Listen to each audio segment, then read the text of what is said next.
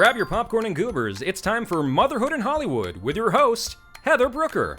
This is a crude prude's perspective on being a full-time mom in showbiz. She's not a perfect mom, but she can play one on TV. Hold on to your butts. Here's Heather. Hey, everybody. It's Heather Brooker. This is episode 10 of Motherhood in Hollywood. Thanks so much for joining me. My guest today is Justice Leak. Justice Leak, not Justice League. Although with the kinds of TV shows he's been appearing on and filming lately, he might as well be in the Justice League because he's really blowing up in the sci-fi and sort of comic book world. So you'll get to hear him talk about that a little bit and also how he got his start in the biz. Meantime, as for me, hey, how's it going? I'm good. I want to take a minute to stop being weird and thank everybody for following me on Twitter at MIH Podcast. And also, you guys, Facebook page is blowing up over there. I want to give a quick shout out to Lexi Marmon Cowden. Hey, how's it going? Juan Espinosa, Sandra Cruz, JJ Martinez, Mary Lopez, just a few of the people who have joined us recently over on the Motherhood in Hollywood Facebook page. That's where you can find posts from my blog that I'll post on there sometimes. Also just fun things I find around the internet, inappropriate comments, you know, the usual.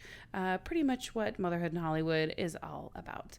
It's been a good week for me lately. I've been having some great auditions. Some of them I can't really talk about. They're that exciting. And Channing is doing great. She's, man, you guys, she is nailing the pee-pee in the potty. If there was like an award for the pee-pee in the potty, she would totally win it. But she would not win the poo-poo in the potty award. So that's something we're working on still. The struggle is real, folks. It is real gross, and it is really happening in our house. So I'm curious to know if any moms out there who are listening or anybody has any tips on how we can maybe encourage the poo-poo to find its way into the potty. I would love to hear from you. If you want to email me at motherhoodinhollywood@gmail.com or tweet me or drop something on the Facebook page. Would love to hear what you guys suggest as far as encouraging her to poo-poo more, because bribes and crying are not working. I'm just crying while I pick up poop off the floor. Good times, guys. Potty training is good times. So yeah, find me over on the Facebook or the Twitter. And you know what? Actually, I've been having a lot of fun with the social media lately, especially thanks to my friend Brian over at Pineapple Advertising. Brian is a marketing genius, an advertising genius, and he's really been giving me some great advice and some great tips on marketing this show, because quite honestly, I don't know what I'm doing. I don't know if I should admit that or not, but I'm having a good time trying to find out, and I hope you guys are enjoying the adventure right along with me. But Brian has been really instrumental in helping me figure out some of the social media things. Like, I'm on Periscope now. Are you on the Periscope? Go and find me, Motherhood in Hollywood, on Periscope. I'm going to be doing live broadcasts with our guests. Also, just fun things that are happening in my world throughout the day, whether it's being on the studio lots or interviewing my daughter when she poops on the floor. No. But definitely go and check us out on Periscope. And so if you have any needs for your business or for marketing or social media, give Brian a call at Pineapple Advertising. That's pineappleadvertising.com, and he could totally hook you up and help you out. Again, pineappleadvertising.com. Ask for Brian. Tell him Heather from Motherhood in Hollywood sent you. I'd appreciate it. Now, I want to get right to the show because it's a good one, guys. Again, my name is Hello. My guest is Justice Leak.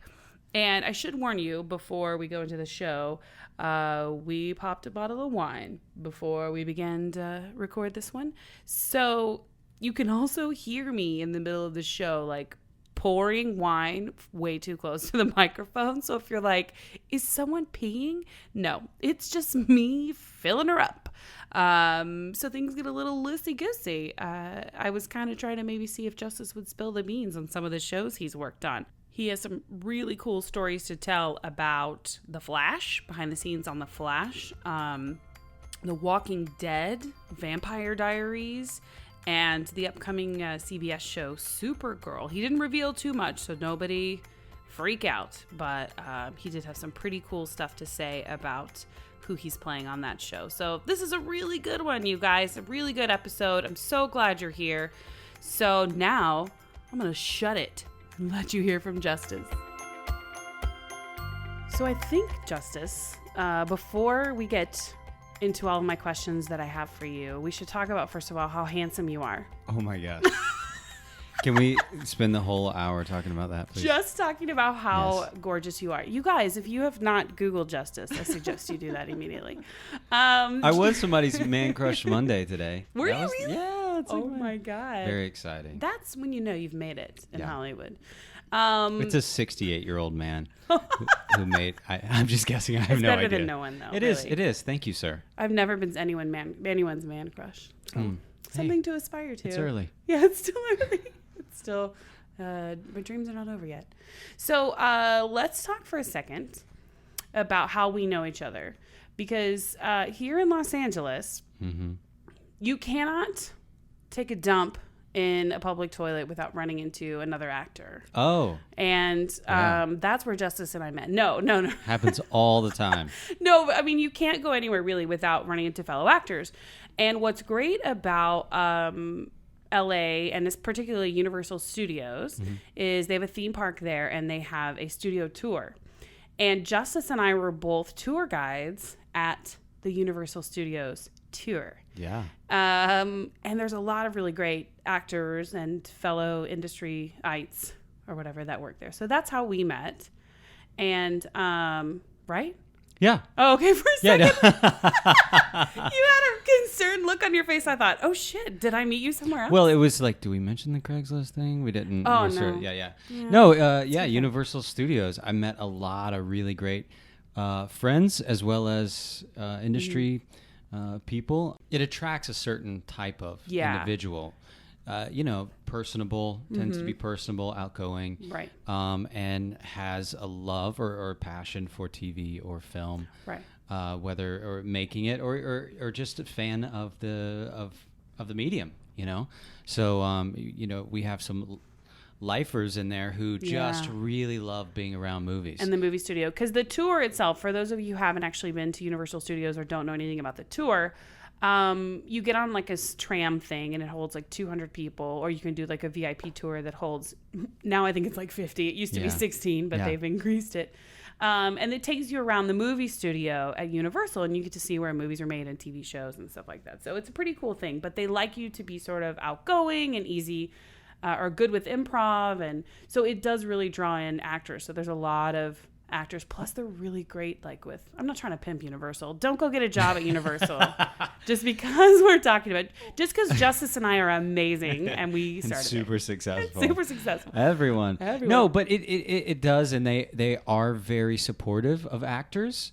And as Heather down some wine, can we tell them that we're drinking? We're totally drinking wine right now, by the way. It is. By the end of the podcast, I fully expect us to be revealing real personal shit. Yeah, it may start early. I mean, you already talked about your poops. It's true. So, my love of public bathrooms. Your love of public bathrooms. No, but it does. They'll let you off for auditions, although you have to do this thing called whipping, which sounds way hotter than it really, really is. Right, but it's actually horrible. It's awful. You got to do a bunch of tours in a row and lose your mind in the process. Mm-hmm. But that being said, you can book a show, be gone for several months, and still come back and have your job. So there's not a lot of jobs like that in LA. Definitely not. No, that's why a lot of actors out here end up working night jobs or weekend jobs. Mm-hmm. Bartending, I did that. Bartending, yeah. But one of the reasons I bring up Universal is because you, several years ago, took a really huge leap of faith by leaving Universal. Tell me about that, and tell me your decision and to what led up to that. Yeah, it really was the turning point for me. And I mean, I was hoping that it would be that at the time, but So when I came to LA, I got to back up just a little bit. So when I came to LA in the fall of 2007, on the heels of this movie called The Great Debaters, directed by Denzel Washington. So I had done that in Atlanta. I had worked a little bit in the Atlanta market. I got into acting really, really late. But so that film was supposed to get some award season buzz, and I was encouraged by the mom of one of the actors on the set that I should be in LA before it gets out. Whose mom? Journey Smollett. Oh, nobody knows who that is. Go Journey ahead. Smollett. Yeah. Her brother now is Josie. He's on Empire. He's the. Oh, okay, yeah. Yeah.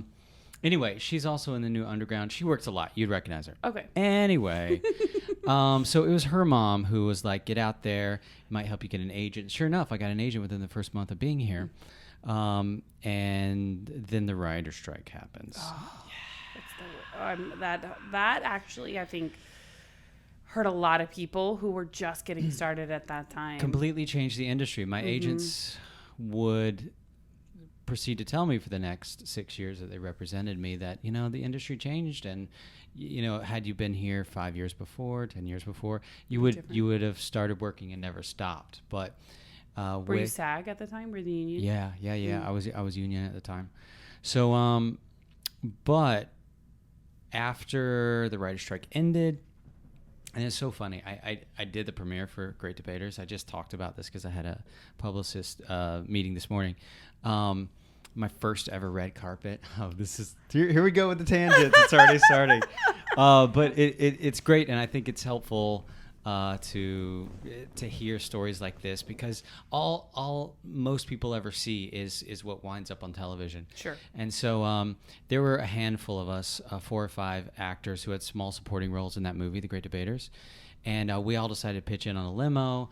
I mean, it was so hard to even get tickets to this thing, but we did. My mom was my date, me and another actor by the name of Glenn Powell, who's about to blow up this year. He's on the new Scream Queen. So anyway, his career is kind of out of control. So he nominated me to be the first one, like, out of the limo.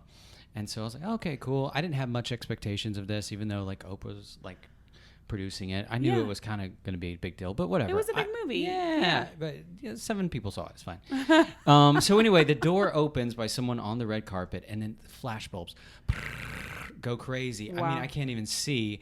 It was like jumping into like a cold swimming pool. I was like, oh my God, this is crazy. And they settled down once they saw that I wasn't Oprah Winfrey. Aww. And you could see everyone like go to their cameras and like delete. And so I know. But I get it. Gigabytes were more than they used to be. Than they are now. So anyway, that was my first experience. It was so cool to be a part of, but at the end of this, very glamorous event where I got to meet Clive Davis. Owen? Yeah, Clive Davis. Oh. The Too musician. bad it wasn't Clive Owen. That would have been cool. Yeah. But like Samuel L. Jackson. Did you meet Oprah? I did not. I met Gail. Oh, that counts. That's pretty close. That's like Oprah Light. Yeah. That's pretty damn close. Yeah, it's pretty close. We did stand next to each other on the red carpet. Yeah. You and Oprah, or you and Gail? Well, yeah. She was like, right there. Yeah, it was a little bizarre. My mom looked like she was about to pass out. I would pass out. Are you doing okay? And she was like, I can't breathe. I was like, it's fine. It's gonna be fine. So anyway, I just moved out here. I was couch surfing. I knew almost no one, and so I, leave this very glamorous event to go stay on someone's air mattress in their living room. Like but that's great. It's great, but also like that is such a heartbreaking story, because it's like, as actors, you can be in a huge successful movie produced by Oprah effing Winfrey and go and have to sleep on someone's air mattress at night. And I don't think a lot of people know that. Like, no. The working actors, the everyday, out there hustling working actors are not making millions of dollars. We don't have houses in Malibu and, mansions in the hills and all of that. So it's... I mean, I have to, but... Oh, you have some to? People don't. Excuse me. No. Some people are poor. But, so anyway, that was kind of my first experience. During the writer's strike, it was kind of fine. I was like, I'm so optimistic. it's going to give me a chance to learn the streets of Los Angeles, you know? Right. And so when that finally ended in April-ish of the next spring, I was finally able to have auditions, and I booked like 3 guest stars in a row, like That's boom, great. boom, boom, like within a month. And my agents were like, don't get used to this. This doesn't It's usually not happen. normal, yeah. Right. It's very unusual, but you still can't help but feel like I'm a star. Look at me. Yeah, I mean, they were telling me that like it's not normal, and I'm like, oh, yeah, I know, I get it. Maybe it. it's So not this normal is so hard. for your other clients. Right. And then you start deleting people from your phone already. Don't need this person anymore. Don't need that. Don't need that. But it is very unusual to book that many shows. Right. But at that point, I had been working for about 6 years. So it wasn't like it was coming out of nowhere. Right. It wasn't overnight. It wasn't overnight. So when did you start at Universal? Was it around that time? So what happened was after I booked those 3, I then tested for Fox for a show called Lie to Me. Okay. I think I remember that. Yeah, with Tim Roth. Yeah. Mm-hmm. Chris really liked Never that watched show. it. Never watched it. Were you mad because you didn't get it? I was a little heartbroken. Oh my God. Well, because it happened right on the heels of all this other stuff, and I'm signing contracts and seeing how much you're going to get paid, and your life changing, right? Because in the testing process, and when you go to like do your screen test and your final like a network audition, they make you essentially sign a 5-year contract. In some cases, 6. it's less. So this was a 6-year deal. Yeah. Beforehand to make sure they own your soul before they commit to you. Right. And they do that with everybody. Everybody that walks in the door. So which at that point it's usually down to 3 or 4 for the first studio test. But it went really well. I killed it. Everyone's like nodding their heads, and I'm getting like, yep. I got some laughs. And then I go to my agent's office afterwards, and we're kind of talking about it, and he gets the call. And I was like, yeah, it's good. Because the next day was network test for even more people, which is the last kind of little hurdle. And he was like, oh, okay. Yep. Oh. And I was like, oh, and you're sitting there? I'm sitting in his office. Oh, God. And knowing that it's not going to happen. And the feedback was that they wanted someone more vanilla. More vanilla? That was a note from some person from the studio in the room who was afraid that I might be distracting next to Tim Roth. I was a supporting character. Because you are so handsome? Because I'm so handsome. I know. Which brings this podcast I'm looking right at you. I get it. Circle. And it's over. So I was heartbroken. I ended up taking a what I thought was going to be a part-time job at a hotel. So I was working at this little hotel, what I thought was going to just get me by until, auditions picked up in the fall, and they just never did. So fast forward 2 more years, 2010. Oh, wow. I auditioned for the Universal Tour Guides. Fast forward. Long Who story short. interviewed you? Was it Mike? My very first interview was Ben. My 32nd interview. Really? Yeah. Oh, that's tough. Yeah. He's a toughie. Ben Salisbury, Ben. who used to be on The Nanny, Mm-hmm. was also the head of the studio tour for a few years. And he is a tough cookie. Well, I guess you were like... They were desperate. I don't know what to tell you. So to go back and I think answer your question, which was how did I get out of this? It was the fall of 2013. I had been cast in the industry showcase, what would have been my 4th time, right? Which they have for the tour guides. Mm-hmm. They do a big showcase to bring in casting directors and agents, and kind of just for the tour guides be able to show off their acting skills and in the hopes of having their tour guides get discovered. Anthony Mendel, who's an acting teacher. Mm-hmm. This was his 2nd or 3rd time directing. I can't remember. We're waiting for my partner to get there to rehearse, and he just kind of offhandedly said, he was like, "So what are you still doing here?" And I was like, "What? We're waiting for Anthony to show up. Whatever. Yeah. I forget who my partner was. What a dumb question. Yeah. Jeez. No, he was like, "What are you still doing at Universal?" He was like, I'd hate to see you. He was like, "There's no reason why you shouldn't be in television. Mm-hmm. I just hate to see you be comfortable. And what's interesting is 2 weeks after that, I have an audition for an independent horror film, which you and I both know there are a lot of those. So I show up, and it is for the role of Redneck. Unnamed character, Redneck. Right. He's in one scene, has 2 lines. Oh, God. And then I look and see who wrote it, which is one of my agents.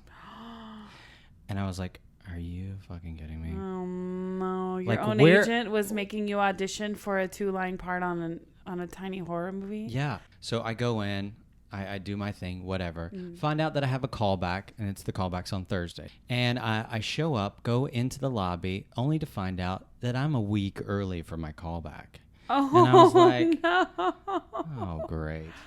Like, Oh, no. just, I don't even want this part. I don't even want to be in this movie. Yeah. And I did all this stuff. I had people, coming in early for me at the hotel and getting off and doing all, and I'm a week early. Yeah.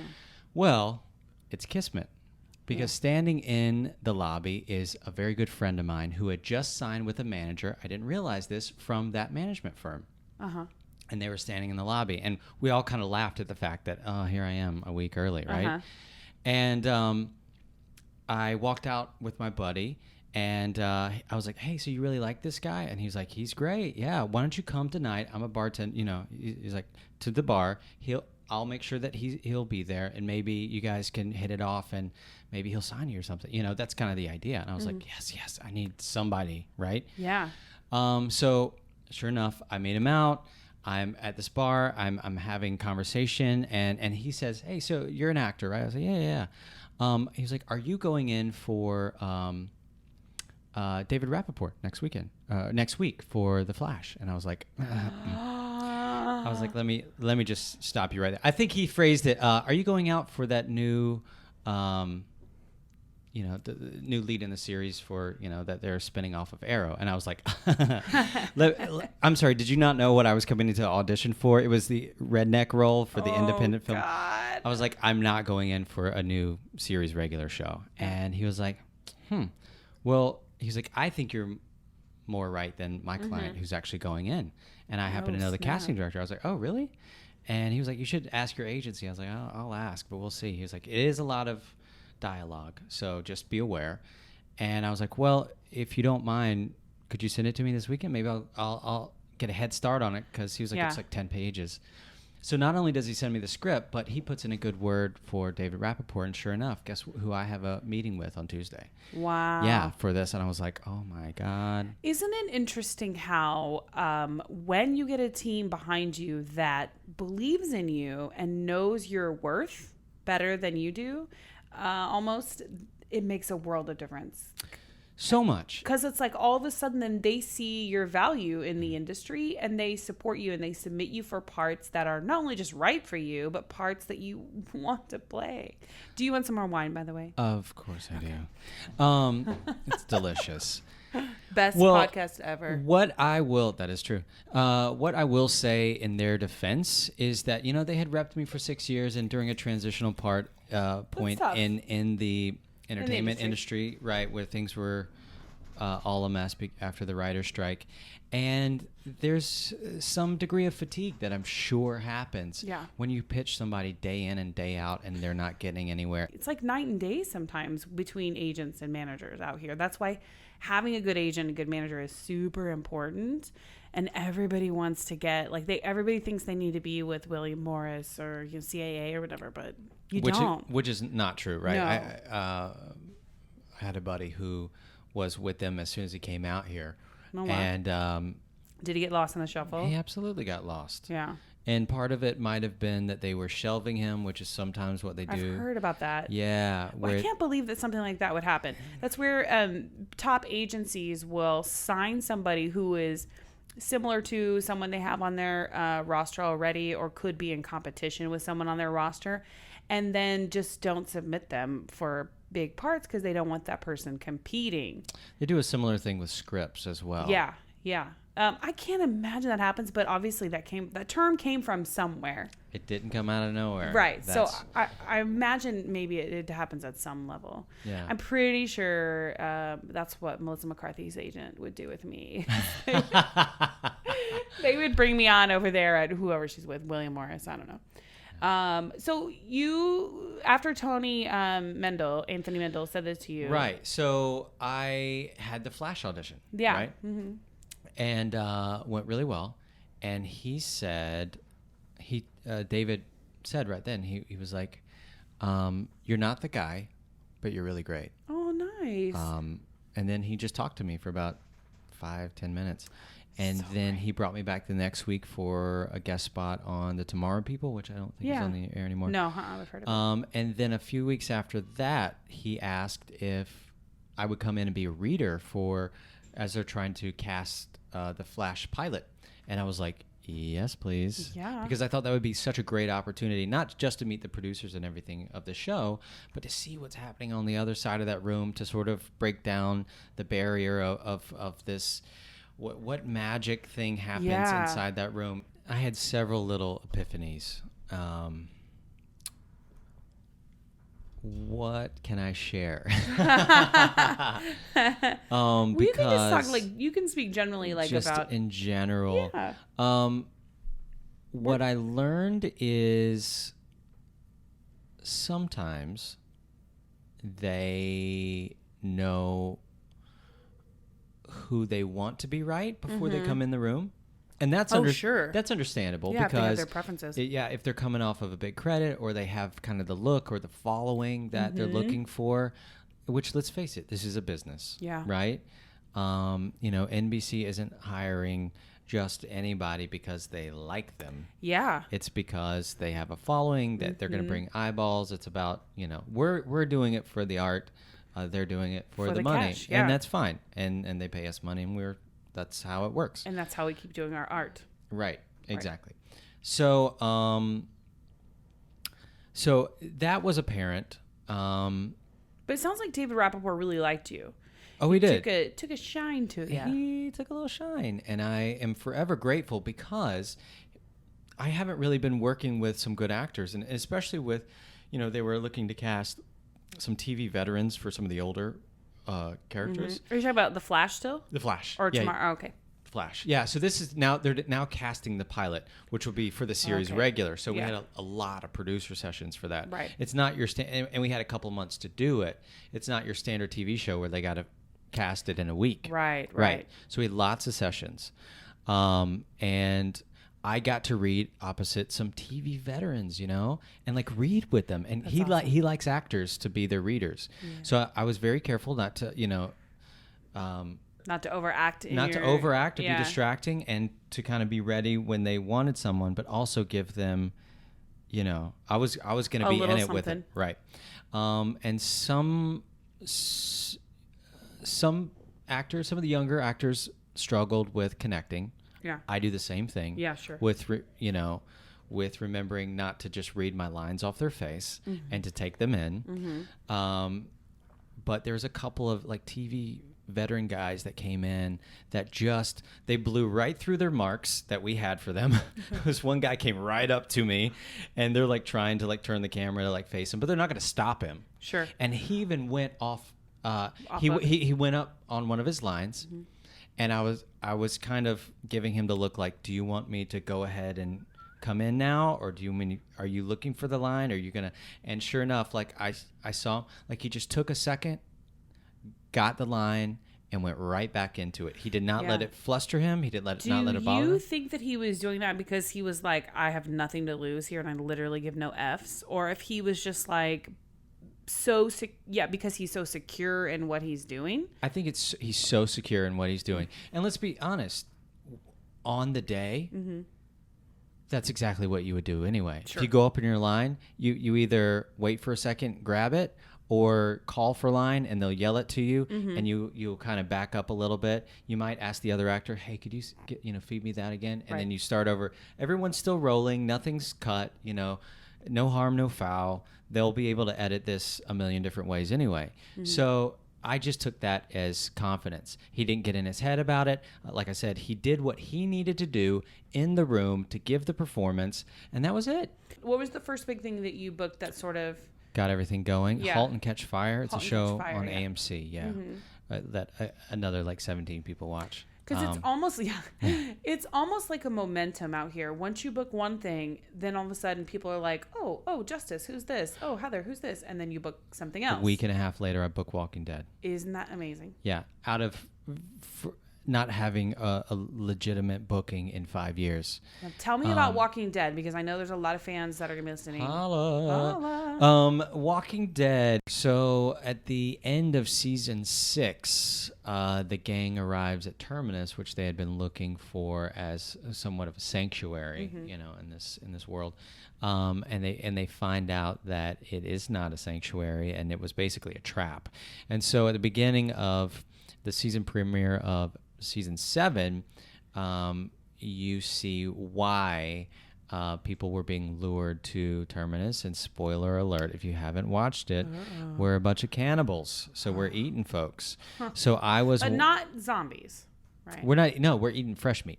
Oh, yeah, actual people. You never actually see us eating anyone? Oh, but we're chopping them up, and gross. It was a really everyone was losing their GD minds on my Facebook page. They were like, Justice is on The Walking Dead. It's crazy. They were like so excited. I mean, I might have said 6 sentences in that whole thing, but still, but had show. 2 interviews on CNN, and they brought me in the studio for it because the show.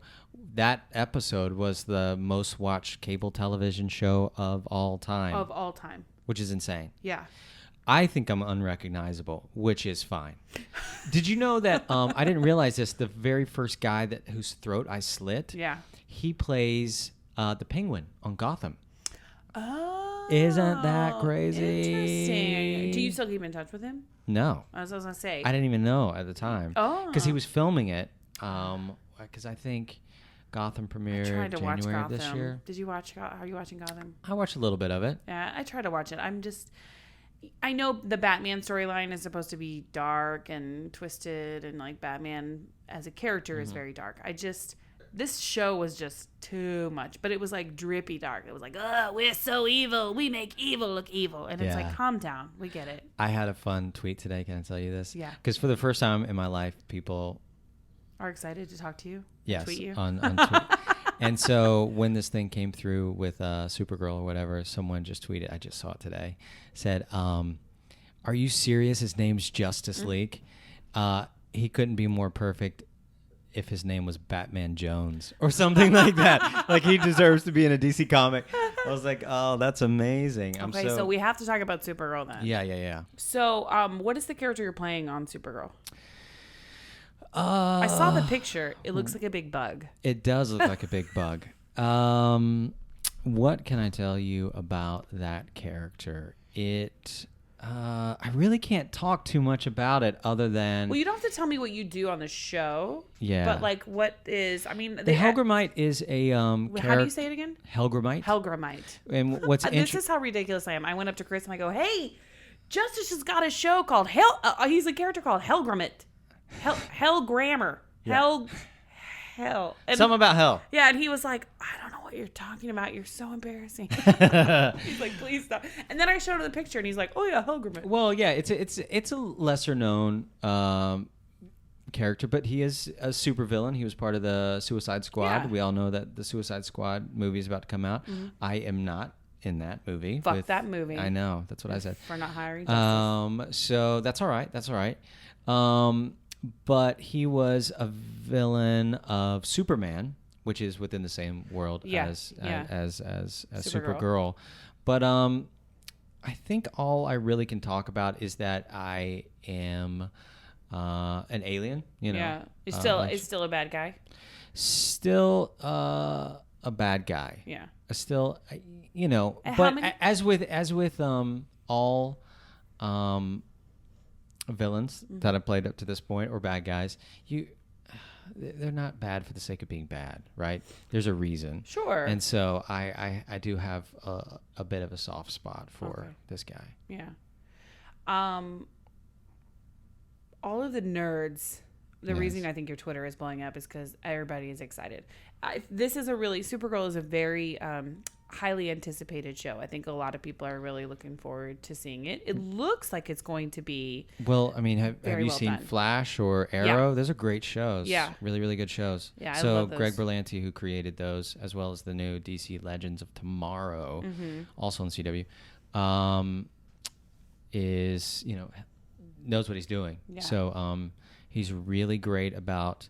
I think his 3 tenets that he has up in the writer's room are heart, humor, and spectacle, in that order. Oh, that's cool. And it's great, right? Yeah. Because if you care about them, which caring about them also includes, being able to laugh at them or with them, then the spectacle is just going to make it that much better. But if you rely on the spectacle, or if you rely on the humor without loving them first, none of it matters. Yeah. And I think that's just genius. Is it possible though you can still be on the Flash, do you think? Or is it sort of like they mix worlds, right? Well, now that I am established as a face character, I don't think I could do anything else but this character on those shows. I don't know. That's true. Well, that's what I mean though, is could you possibly appear on the Flash as the Hellgrammite character? All of Flash has been on Arrow. Arrow's been on Flash. Yeah. The Legends of Tomorrow people started on Flash. Did you have to go do a little research on the character before you auditioned for it to find out, like, who is this? Like, what is the mythology behind him? I did. I did. And was able to find out some information. Like I said, he's one of the lesser-known supervillains. And I also found out that I'm the first live-action performer to ever do this character. Cool. Which is kind of fun, right? Yeah, I bet you some of the true hardcore fans are going to be just really excited to see him kind of come to life. Man, I hope so. Yeah. I really do. And I did work really hard on trying to bring this guy to life. What can I say? Because there were lots of discussions as to I can't say any of that yet. But okay. Maybe how exciting though! Yeah, everyone just watch Justice on Supergirl. There was this moment. See for yourself. And there was this moment that we were shooting this action sequence, and they had totally shut down this road for us. Middle of the night in downtown Los Angeles. And I'm trying not to give anything away. There was this moment that you were in the action. I was in the action, and the wind was blowing. I'm looking at the city, the camera's swirling around me. I'm doing this crazy shit as this alien villain or whatever. And they're like, cut. All right, let's, reset or whatever. And I had a good 4 minutes before we were ready to go again. And I just laid there and I looked at the skyline of the city and I was like, I'm the luckiest person in the world. Yeah. This is totally worth waiting all those tables. And even for this role, I auditioned 4 times because of various notes that I was getting. It was clear that they wanted me for this, but they just wanted to make sure you could do it's a new show. It's a new show. So they were figuring out what the tone was going to be for this guy.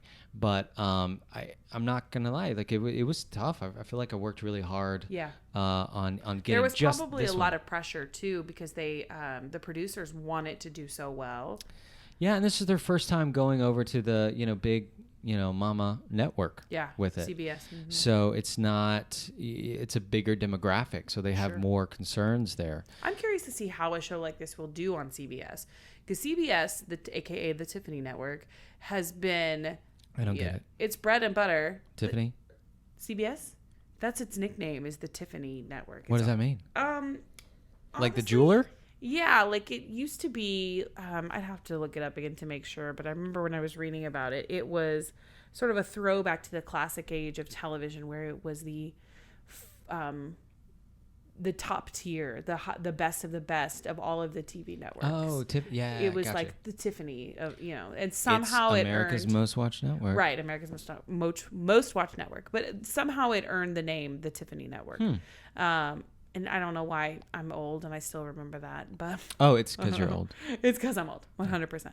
Do you want some more wine? My glass isn't empty for a reason. Yeah. Now on to Hellgrammite. No, I'm kidding. So yeah, very cool moment. I love that. What a great story. Isn't that wild? And I want, if you're listening right now, and if you're working those jobs and you're wondering, is it possible? Yeah, and it's so cliche because like at every award ceremony, you can do it too. If I can do it, yeah, it's so true. It is. But what you have to remember is that doing the same thing, expecting a different result is one of the definitions of insanity, right? Right. So one of the turning points for me was this show called Powers on the PlayStation Network. The first time I ever got recurring on anything, which happened like a month or so after I did Walking Dead. And that also films in Atlanta, right? Insurgent, yeah. In Atlanta. Mm-hmm. So Oh, yeah, you were on Insurgent too. Right? Insurgent, yeah, as well. So I had 2 auditions that I was preparing to tape to send back to Atlanta. One for a big recurring on The Originals, which is a spinoff of Vampire Diaries. Big, chunky, meaty dialogue. And then this one for a pilot called Powers, which is, I mean, the sides were, this, douchey detective who is investigating a crime scene and there's like dildos in the corner and he's like, fuck if I know. It's just this kind of thing. Fun. I'm like, I spent 0 time looking at that audition, spent all my time working on the 4-page, really Vampire cool Diaries. Originals. Oh, originals. Yeah. Originals, It's for a werewolf, actually. Yeah. So I spent the good money for the good lighting and the great taping service. So I spent $75 on that. Oh, God. And then I went over to my friend's house and gave him like $25 to put me on tape for this whatever the hell Powers was. Oh, no. And I couldn't even get through the audition for the first 3 times. I just was like, fuck, I don't know what I'm doing. Could you just start again and I don't know, I'll try something. Mm-hmm. So we're doing it. We're watching the tape back and I don't know, at the end of one of the takes, this is for Powers, I like kind of roll my eyes or do something and walk off and I was like, gee, what am I doing? Yeah. I was like, what is that? And my buddy's like, I don't know, it's interesting. I was almost not going to send it because I was Really? like, I thought it was crazy. But here's what I learned is I thought it was crazy because I wasn't doing what I planned to do, and it was organic, and it was weird to me. And I was like, this doesn't work. But because it was a surprise to me, it's a surprise to people watching it, and so it's interesting, right? Right. As opposed to the canned cheese that I had just done for the Originals audition and figured out every single beat because I really wanted that part, right? Yeah. So I find out that I get a call back for Powers, but I have to fly my ass to Atlanta to do it. So it's going to cost $600 to fly back. So I was like, oh my God, that's so much money. Yeah. But my manager was like, hey, the director, David Slade, he just came off of doing Hannibal. He's very acclaimed. He's going to do the first 2 episodes. If you can just be in the room with him, he's going to have a couple more shows next year. I'll be able, even if it doesn't work out with Powers, I'll be able to have a talking point. Exactly. Yeah. So I did something that I've never done before, which is once I found out I had the callback, I didn't look at the material until the day of the callback, which is really hard to do, especially when it's 4 days later and you spent $600 to fly there. But again, definition of insanity, right? I was like, everything that I had been doing for the previous 6 years, I'm like, that didn't work. I'm trying something else. Right. And so in this case, I'm going to walk in the door and we'll see. Oh, wow. And I did it. And you booked it. And I booked it. And now you're a regular on the show? Or no, I'm still a recurring guest. But still, that's fantastic. It's great. Who's watching the Sony PlayStation shows, by the way? Great question. Who's watching? If anybody out there is watching it, tweet me because I'm curious to know. You know what? It's so it's exclusive. Obviously, somebody is, or they wouldn't be putting the money into having another season of the show. Here's the thing.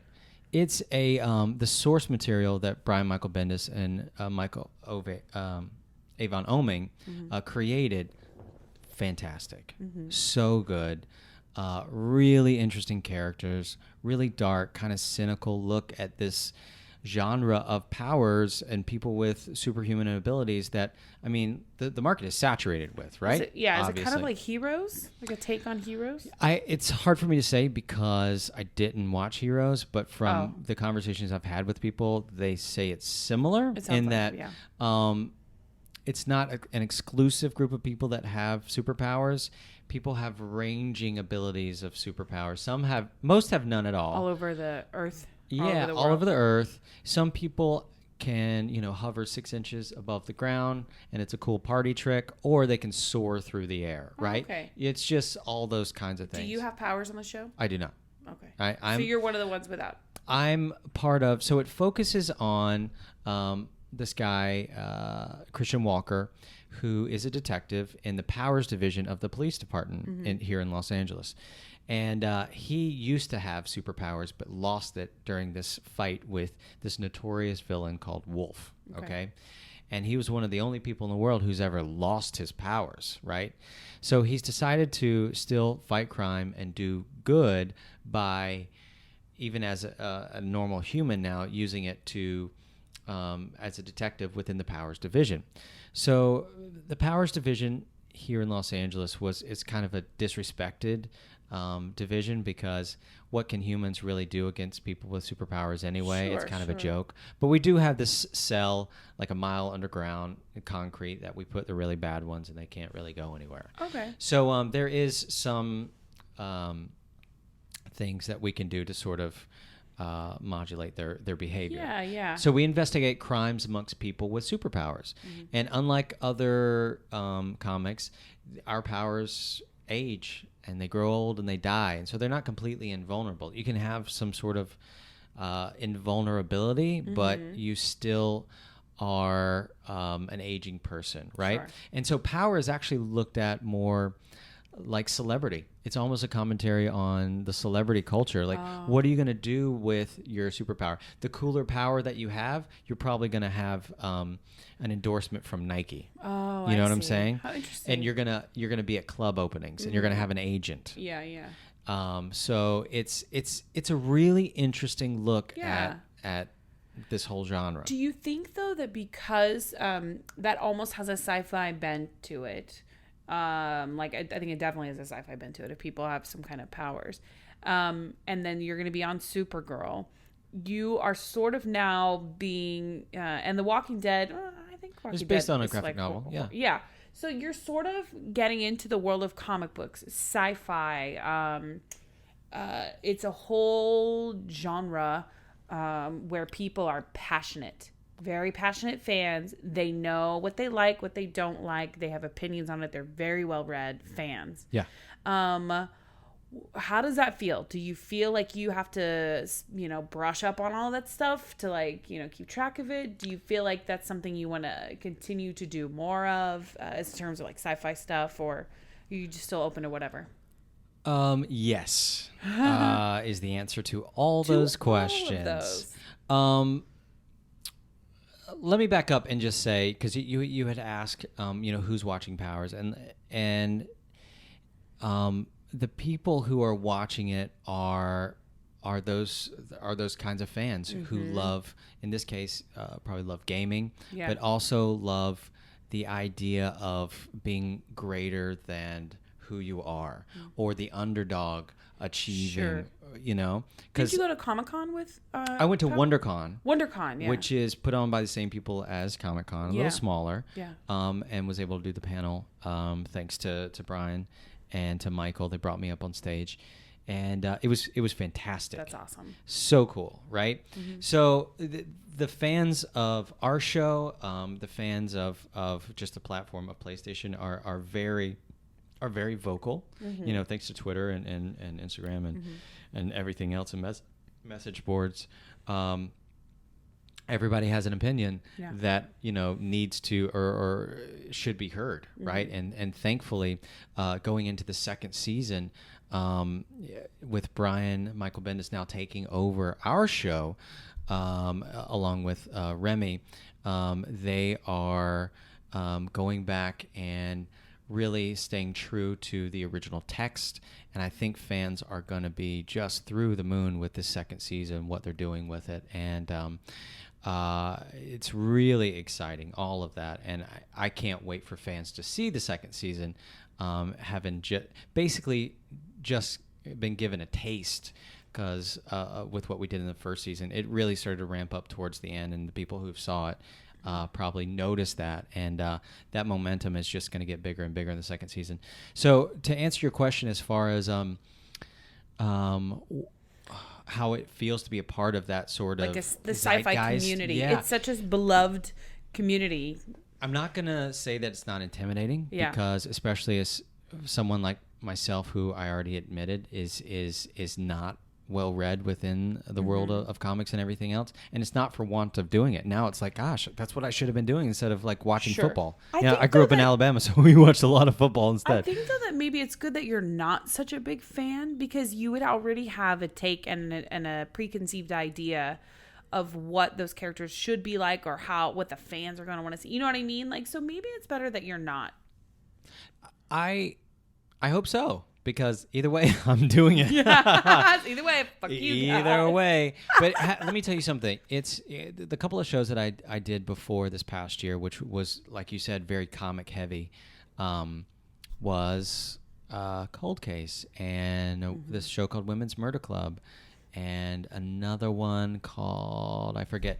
But we don't have rabid fans for those shows. No. You know, we don't have people that... Weirdly, I think Cold Case does. But yeah, the other shows. Well, the other one that I left out was this one called Moonlight, which was about vampires. Oh, I remember Moonlight, yeah. And I actually had a fan from that one episode that I did write fan fiction about my character beyond what the show was about. So weird. So you just never know who's a fan of what and what you're doing. It's so cool. Yeah. It's a little disconcerting at first because I was like, you're like, why do you care? Like, I'm doing Vampire Diaries, right? Yeah. And so these people are talking about how much you're doing Vampire Diaries. That's so fantastic. Yeah. So it's like people, they already love you. The Vampire Diaries fans are hardcore. Yeah. Our friend Jen Blushy is a hardcore. I think she runs a Vampire Diaries Does she run that? Twitter fan page or something. Yeah. She'll kill me for not knowing the exact phrasing of it. But anyway, she's met like best friends on Twitter through the Vampire Diaries fan club. How about that? She's a big fan. It's super cool.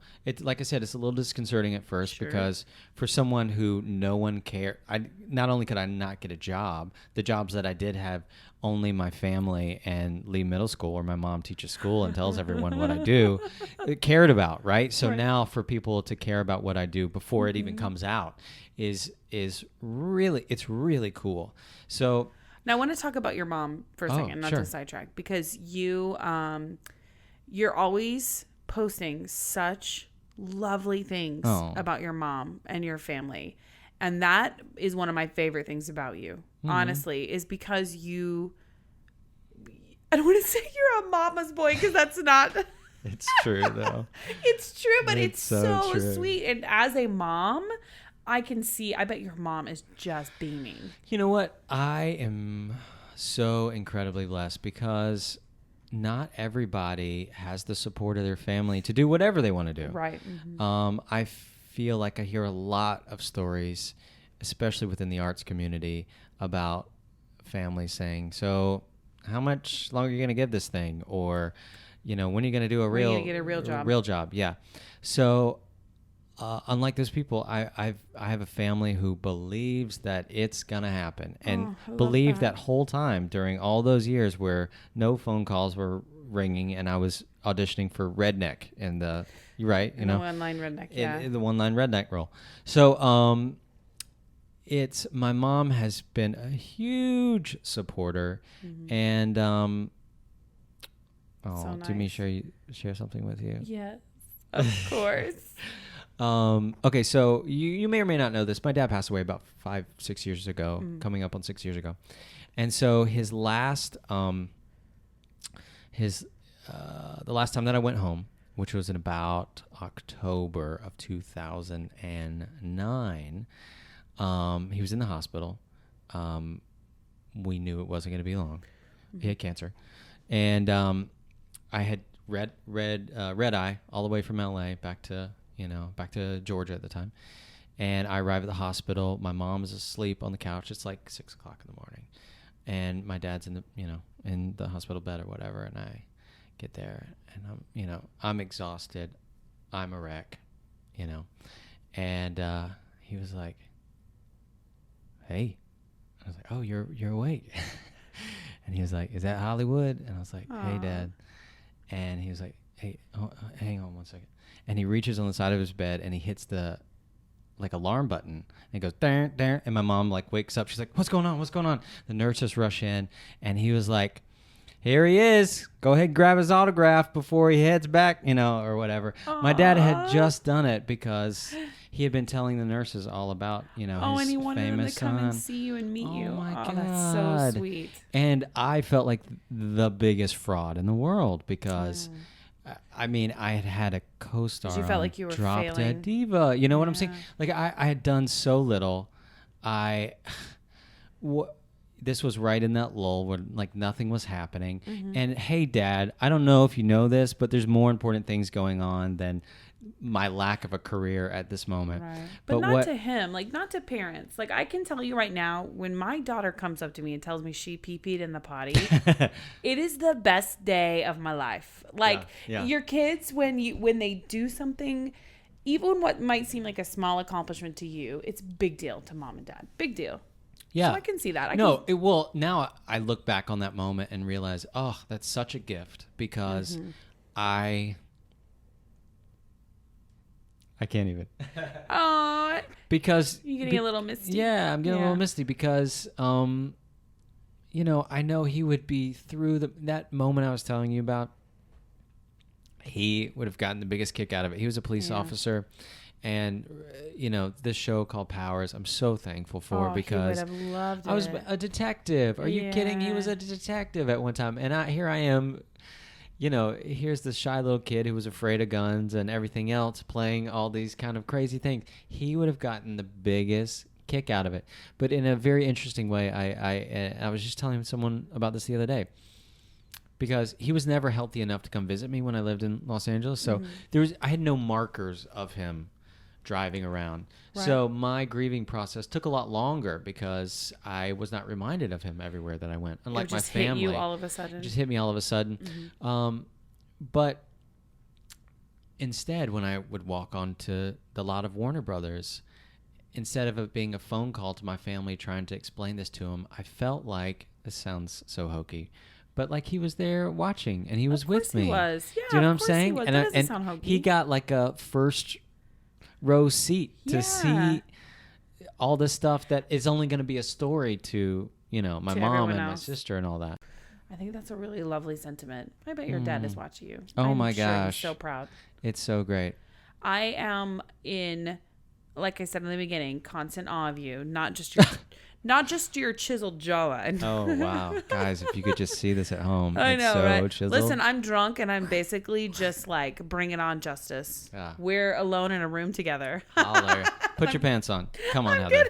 A little drunk. You've got your socks off. Make yourself at home. I got warm. Jeez, I know. Maybe it's so the hot wine in here. No, it's this room. This room for some reason turns into 1,000 degrees whenever I decide to do a podcast. Yeah.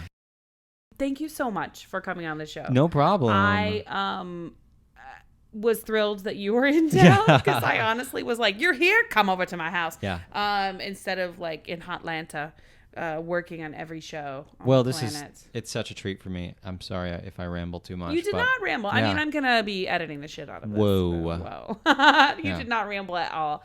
I think all of the people on Twitter who are excited about your Supergirl appearance and then the Vampire Diaries fans are gonna I think it's a momentum that's gonna continue to build for you, and I'm so excited to see where it leads. I think it's gonna be a really great year. If it isn't, sorry. You can come back on and blame me and be like, you put that on me. Yeah. You put that bad juju on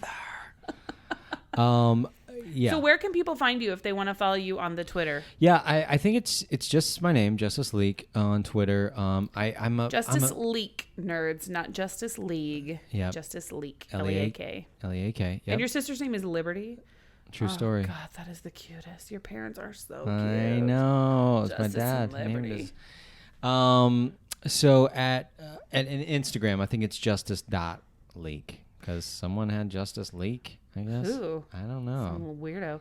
Do you have a younger brother named For All? Oh wow. Oh, do you ever get asked that? Oh God, I'm sorry. Ever since the first grade. Oh no. Yeah. Oh God, I went there though. I had to. Yeah. No, I get it. It's totally fine. You're like, and I'm done with you. So yeah, everybody go and find Justice on the Twitter and on Instagram. Yeah. And do you have a Facebook fan page? I'll start I am one. working on that. I'm going to start one. Are right you? Now. Mm-hmm. Oh, I'll start one right now. We're all fans of Justice. Yeah. If you get more followers than me, though, I'm going to be really pissed. Oh my God, it's not going to happen. If you're listening right now, do go to Facebook and find Motherhood in Hollywood, and also we're on Twitter at MIH Podcast and Motherhood in Hollywood on Instagram. And yeah, that's about it. Justice, any parting words? Where do you want to go from here? You've done it all. What's next? Who do you want to work with? Like, who's next on your list? Wow, that's a really dream job. Star Wars. I mean, it's so cliche. It's so cliche. But when they not cliche. That's when they amazing. did the episodes, 1, 2, and 3 was right when I was starting acting, and I was like, I just want to. I'll be a stormtrooper. You won't even have to see my face. I just want to be in it. So, and those were a big disappointment, as we all know.